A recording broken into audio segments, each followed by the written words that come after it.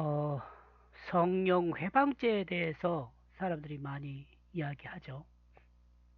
저를 가르쳤던 선생님은 이 성령 회방죄에 대해서 예수 믿기를 끝까지 거부하는 것이라고 이야기를 하셨어요.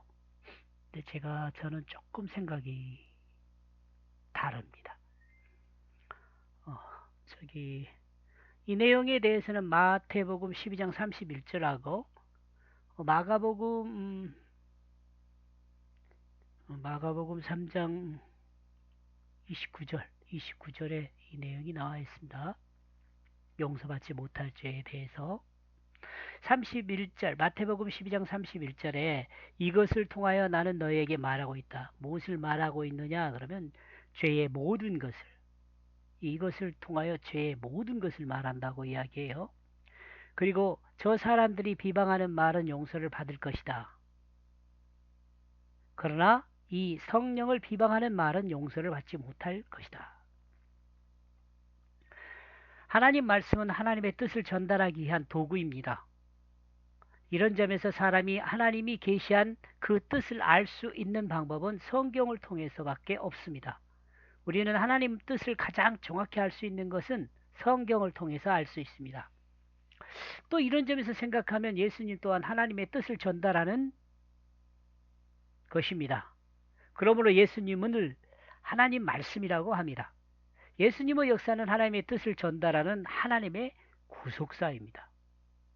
다시 말하면 예수 그리스도를 통해서 하나님께서 인간을 구원하려는 그 역사를 이루셨다는 의미입니다. 여러분, 예수님은 사람을 구원하기 위하여 사람의 모든 죄를 드러냅니다. 사람이 자신의 죄를 알 수 있도록 사람의 죄를 드러냅니다. 구약 성경은 사람들의 죄를 구체적으로 드러내 자신이 죄인임을 알 수 있게 합니다. 이러므로 성경을 통해 드러난 하나님의 뜻인 성경을 거부하면 자신의 죄를 알 수 없습니다. 그러므로 결코 그 죄 사함을 받을 수가 없습니다. 왜냐하면 이는 하나님의 뜻을 거부하는 것이 되기 때문에 그렇습니다. 죄로부터 구원하려는 하나님의 뜻을 거부하면 어떻게 그 죄를 사함을 받을 수 있겠습니까? 사람이 사람을 비방하는 것은 자신의 생각을 말하는 것이지만 성령을 비방하는 것은 하나님의 뜻을 거부하고 비방하는 것이 됩니다. 그러므로 용서받을 수가 없습니다.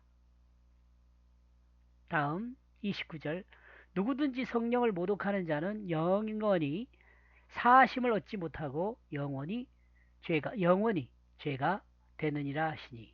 그러므로 누구든지 성령을 이 영 안에서 회방하게 된다면 된다면 이 말이거든요. 하나님이 주신 이 말씀의 의미를 거부하면, 그러니까 이 말씀 성경을 통해서 계시한 의미를 전달하는 그 의미를 거부하게 된다면 이런 의미도 있겠지만 예수 그리스도를 통해서 전달하는 그 의미를 거부하게 되면 이런 의미도 있습니다. 그는 죄를 용서받을 기회가 없다. 서기관들이 예수님의 가르침을 받아들이지 않았다면 죄 사함을 받을 기회를 잃어버리는 거죠.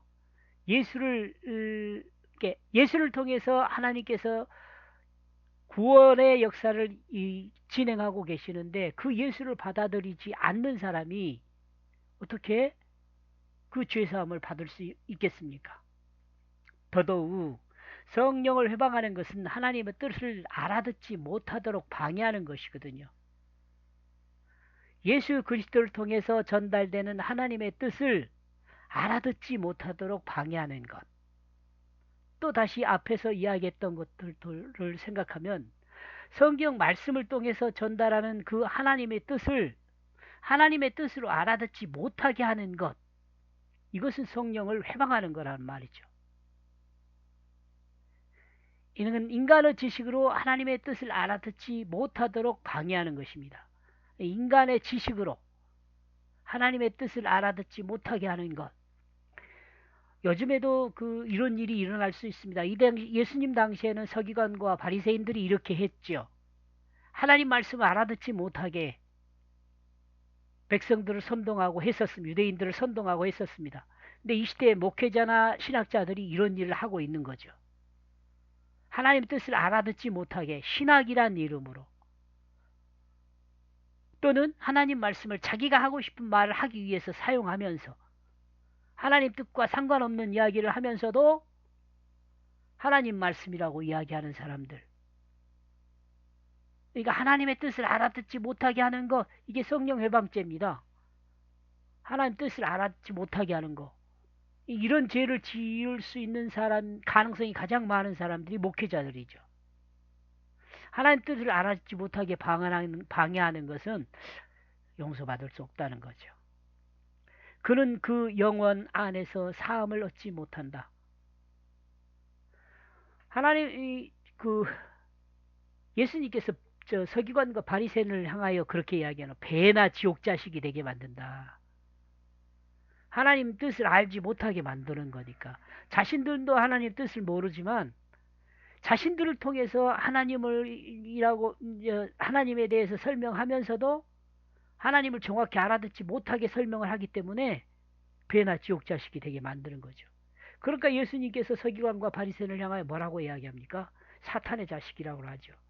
지옥 자식이 되게 만드니까 하나님 말씀을 가지고 하나님 뜻을 못 알아듣게 말하면서 사탄의 자식이 되게 만드는 거죠. 마치 뱀이 하나님 말씀을 가지고 인간을 타락하게 유혹했던 것과 똑같은 거죠.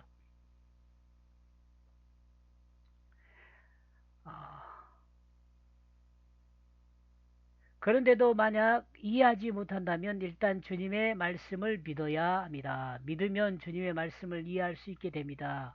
주님의 말씀의 의미를 이해를 거부한다면 그는 영원히 죄사함을 얻지 못하게 됩니다.